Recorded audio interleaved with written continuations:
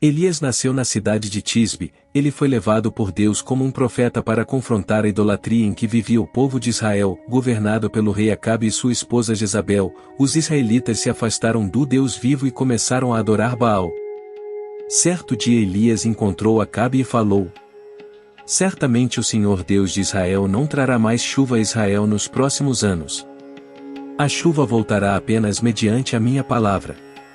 Depois disso, Deus pediu que Elias fosse para o riacho de Querite, que ficava a leste do rio Jordão.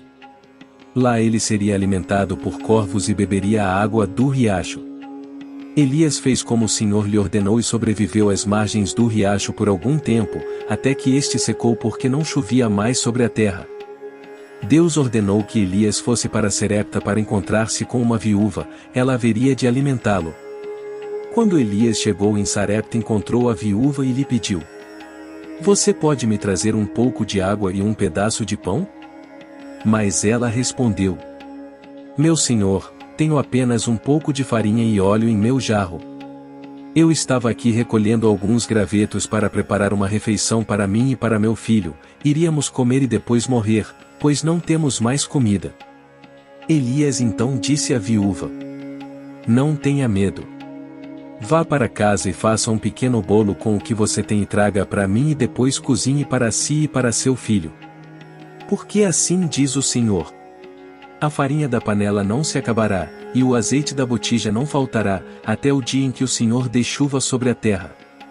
Ela fez conforme tudo que Elias tinha orientado e de fato, seu azeite e sua farinha não acabaram. Algum tempo depois, o filho da viúva ficou muito doente e veio a morrer. A viúva muito triste falou ao profeta: o que foi que eu fiz, homem de Deus? Você veio à minha casa para lembrar dos meus pecados e matar meu filho?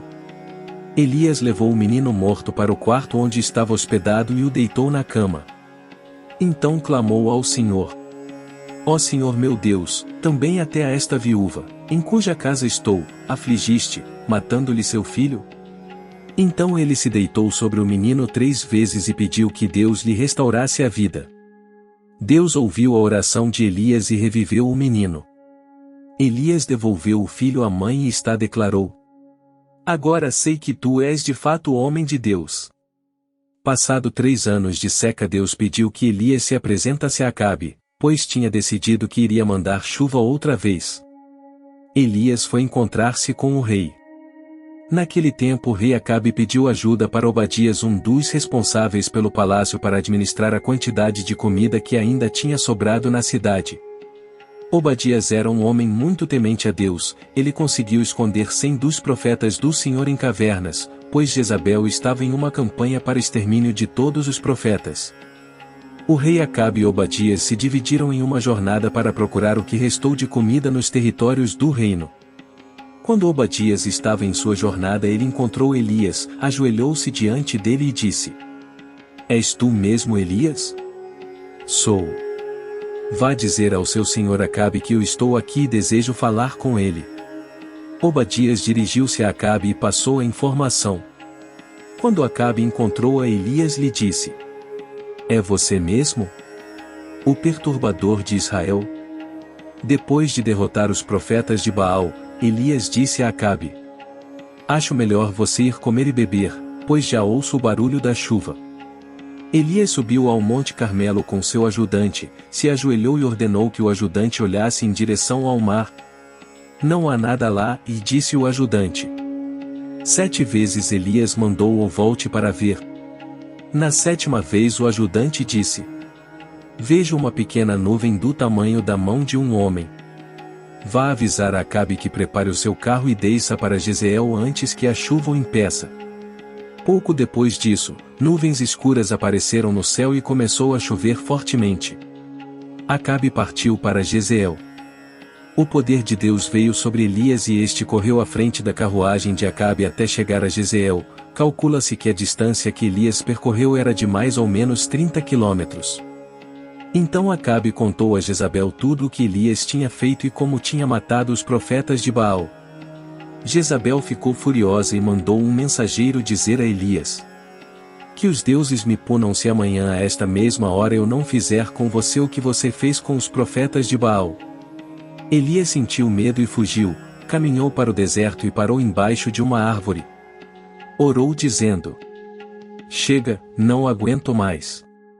Senhor, tira a minha vida. O profeta dormiu embaixo da árvore e um anjo o acordou e tocou nele dizendo: Levanta e come, Elias. Ele se levantou e encontrou uma porção de pães assados e uma jarra de água a seus pés, comeu e voltou a dormir.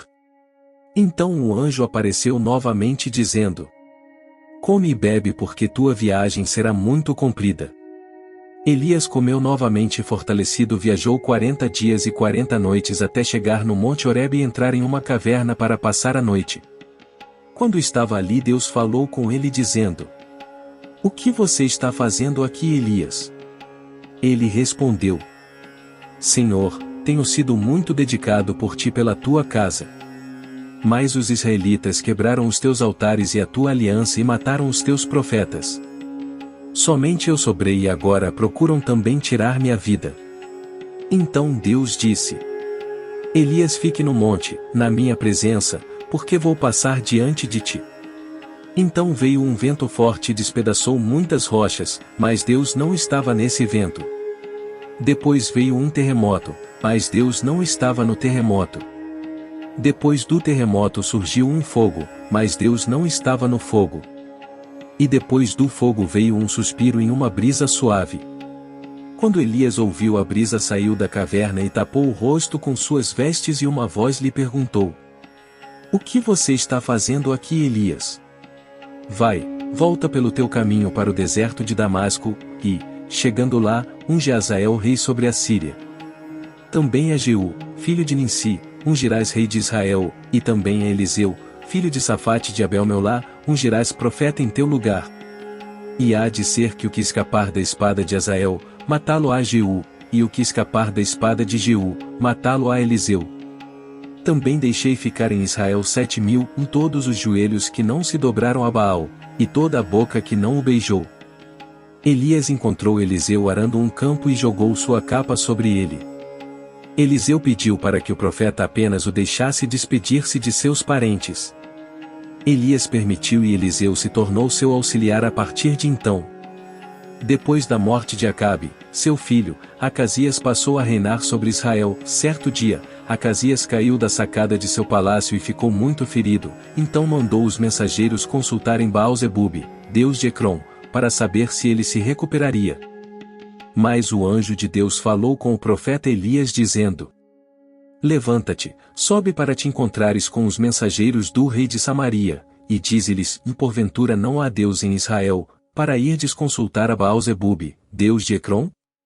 E por isso assim diz o Senhor: da cama, a que subiste, não descerás, mas sem falta morrerás. Então Elias partiu e informou os mensageiros sobre a palavra que havia ouvido do Senhor.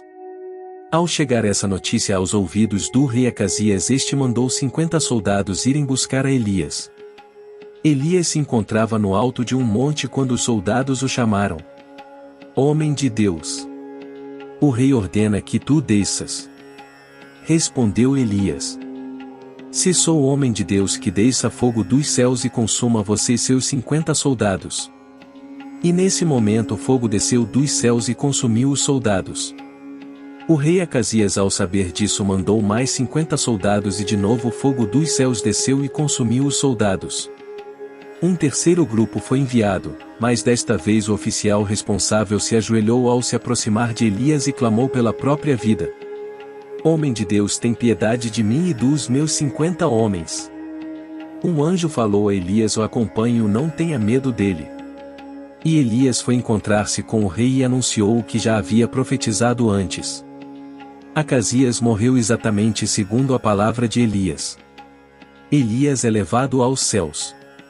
Elias e Eliseu pararam às margens do rio Jordão.